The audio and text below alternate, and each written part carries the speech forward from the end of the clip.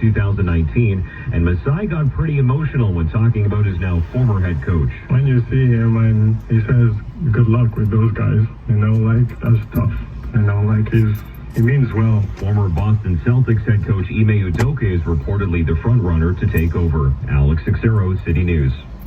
We're learning more about what led more than 150,000 federal public servants to go on strike. A ruling from a federal labor board on a complaint about the strike vote has flagged irregularities with the process and shows of 120,000 civil servants, only 42,000 actually cast a ballot, which is just a third of the membership. This despite the union claiming it had support for a strike from an overwhelming majority of members. Lori Williams, a political scientist with Mount Royal University, tells me this may diminish the position of the union in this dispute. Probably pushes things in the direction of a compromise in a way that perhaps might not have happened, or at least not happened at this stage, were it not for having this information. The president of the Public Service Alliance has released a statement saying the broad support for this strike is proven by the 100,000 members who have hit the picket lines, and claims voter turnout is a struggle for all unions. The federal government won't comment on internal issues of the union. Both sides remain at the bargaining table. Cormac McSweeney, Parliament Hill. It's another busy day on the Merrill campaign trail as candidates address a number of hot topics, including public safety and homelessness. Here's Asher Roth. The environment is top of mind for Councillor Josh Matlow, who is proposing a new commercial parking lot levy that he says would raise $200 million. Ensuring that as we see buildings being built, that they're done in green ways. Soon-to-be ex-Liberal MPP Mitzi Hunter has released a plan to help young people experiencing homelessness by expanding the existing Community Service Partnerships program. That can specifically support the mental health and the well-being of youth and violence prevention programs. Former Police Chief Mark Saunders continues to focus on crime, posting a video of a naloxone kit on social media. This is what families in certain areas keep at their front door, just in case someone accidentally gets spiked by a needle. Election day is just over 2 months away. With an eye on the campaign trail, Asher Roth, City News. City News time 3:38. Rent in the GTA has hit a record $3,000. Market research firm Urbanation says for a sixth straight quarter, Toronto area rents saw a double-digit year-over-year increase, breaching $3,000 for the first time in the first quarter for purpose-built apartments. President Sean Hildebrand calls it very alarming, even as rent growth has since moderated. So rent slowed to a 13.8% annual gain in Q1, down from 15% in the final quarter of last year. Now, the 10-year price growth average is about 5.5%, and Hildebrand doesn't expect to see growth like that anytime soon, based on supply indicators, which have been slowing. Chris McCusker, City News. Your gas price update in 30 seconds. At the Nissan Institute of Triology, we're testing the IIHS Top Safety Pick winning Rogues lane departure warning. Keeps me on my toes.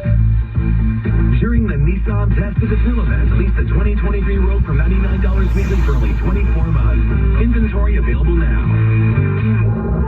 Midnight edition for $430 monthly at 4.49% with $3,195 down. Conditions apply. Now the City News gas price update, and Pro predicts the price of gas will drop 2 cents a bit down to $1.57.9 a liter. Traffic and weather next. Why are the playoffs better at Boston Pizza? Because we've optimized our sports bar experience by studying in-depth analytics, starting with our new VP winged ribs, currently leading all apps in wings above replacement, and deep fried pickle wedges, an early favorite for the unanimous #1 overall pickle, and of course, the advanced stats darling and leader in punch per game, the new Beer Mosa.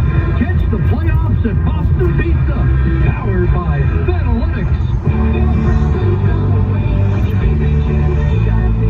Do you feel like your debt is out of control? You make payments month after month, yet your debt grows larger and larger. I'm Mike Chanday, a licensed insolvency trustee. I can help you break the chains of debt and be debt-free. Book a free consultation at chanday.ca. Chanday, C-H-A-N-D-E. City News time 3:41. Time for traffic and weather together on the one. Here is Perry Prescott. Oh, it's a nightmare on a number of routes right now, Caitlin. This report is brought to you by OLGC. westbound on the 401, approaching the 404. In the express, 2 right lanes are closed for vehicle fire cleanup. Emergency crews have the 2 left lanes of the collectors closed for this as well. So it's absolutely jammed on the westbound 401 from McAllen to approaching the 404, express and collectors. Then westbound 401 from approaching the 400 to Kipling, all express lanes are closed. And this is for an ongoing police investigation. So a major backup from Leslie in the express and from approaching Bayview and the collectors all the way to Weston, where only the collector lanes are open. And also northbound Weston at the 401, all lanes are closed for this police investigation. Just got word from the MTO that the Renforth ramps to the westbound 401, they're now shut down, but that's for some maintenance work. On the eastbound 401, we have very heavy delays from the 410 to Weston, express and collectors. Then it's jammed from the Avenue Road to east of the 404 in the express and collectors. And watch out in that backup just east of Leslie and the collectors in the ramp lane. There's a construction cone sitting there. MTO crews are on their way to pick it up, but it could be a while because they're dealing with a number of other issues.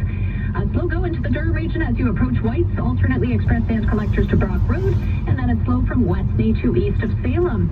Eastbound on the 407, approaching 9th line, the 2 left lanes are closed for collision and spill cleanup.